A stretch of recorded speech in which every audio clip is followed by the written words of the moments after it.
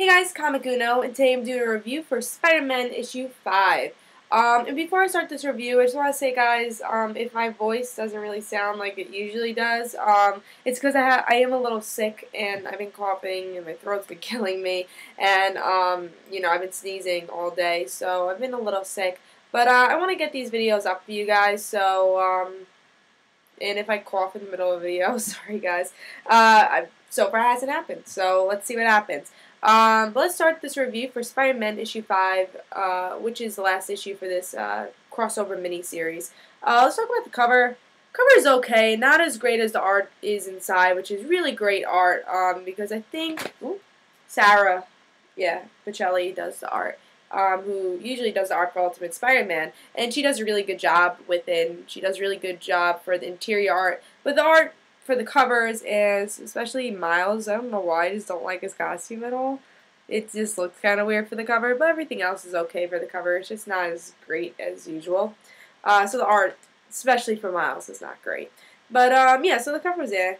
But I was excited for this issue because it's the conclusion of Spider-Man. A really good crossover with a couple issues that haven't been so great, but all in all, I think it got accomplished what it needed to get accomplished, which was really just seeing Spider-Man react with Miles and Spider-Man react to really everyone in the Ultimate Universe, and, vice versa.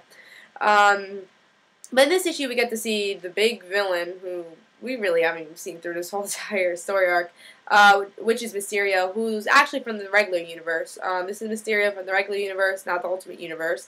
And his big plan is like, oh, Spider-Man's going to be ruined because he can't go back to his world. Yeah, this is the best plan ever.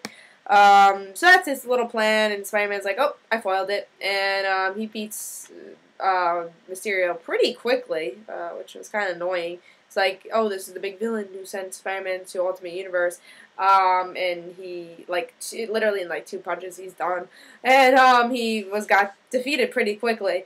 Really, just Peter goes back to his own world and just tells Miles a couple of good tips that he thinks he should use, as Spider-Man, and just gives Miles his blessing. Finally, a Spider-Man, Peter Parker, gives Miles the blessing to become Spider-Man. So I think that's really what this series was about, was Spider-Man giving the blessing of,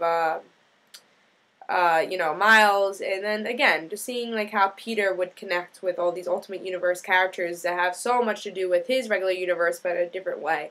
And something that really interests me in this issue, and hopefully gets concluded somehow, is the cliffhanger we get in this issue, which is Peter's like, Miles Morales, I wonder if he's in the regular world, so he Googles him, and he just says, oh my god, with a worried face. So I don't know who Miles is in the regular universe, and how we will find out, but yeah, I'm excited to see, hopefully in another mini-series, or, in Amazing Spider-Man, they kind of conclude that, or in Ultimate Spider-Man, really. But when will it be? And I feel like it was a cliffhanger enough to say, wow, this was actually really good, and actually maybe did change something. Because I feel like this mini-series is more of, not about, the villain, and it was more, again, about Miles and Peter meeting. And I think it accomplished that pretty well with issues in the middle of this comic. I think it was issue 4 and 3 really accomplished that. And I think issues 4 and 3 is something really worth picking up. But with this issue, I think it was worth picking up, but it just wasn't as great as the other ones, because I feel like they knew it was over. They knew they really weren't. They knew that this story wasn't supposed to be about a villain. Even though they tried to put a villain in here, they just tried to get Peter in the Ultimate Universe somehow. And they kind of tried to made it quick, that ending, because they knew the villain was not a main idea of the story. That's something that annoyed me, is that they kind of just put Mysterio there because they had no other plans to put Peter in the Ultimate Universe in a different way. To tell you the truth, I just wish Mysterio wasn't in this issue, just because I felt like he was kind of a weak character and kind of brought the story a little bit down. But other than that, I thought this was a good issue. Not an amazing issue, but it was a good issue, good ending. And again, that cliffhanger makes me curious, which is very good for a miniseries, because the miniseries could either end on a nice cliffhanger that we want more, and we want to say, hey, we want more story with this.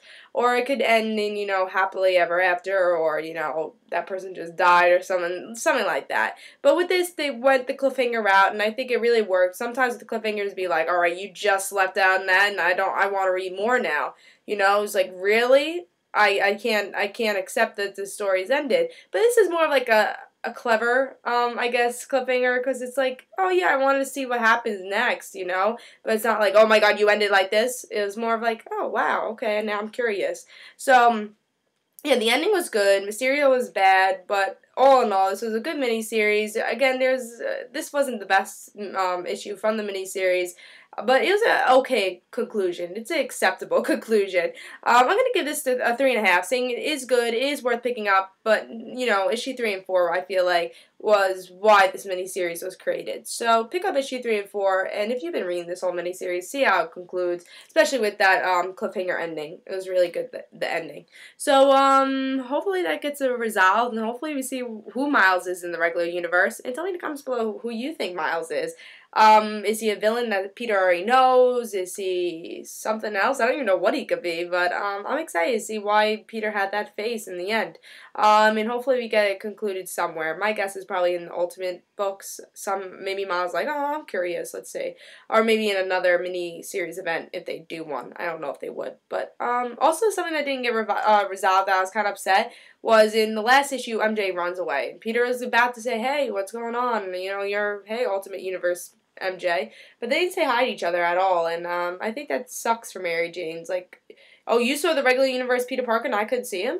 It's like, oh yeah, I glanced at him. That was cool. But I ran away because I wasn't, you know, courageous enough. So I was kind of upset that she didn't make an appearance, and I was upset that they didn't talk, you know. But that's only disappointing, and, you know, I give it 3.5. I think it's definitely worth picking up, but just not an amazing issue. So guys, don't forget to follow me on Twitter for Comic Uno and the Rand Situations, and yeah, so that'll be in the description below for the links, and hope you guys enjoyed. I give this 3.5, and I say pick it up. Bye guys.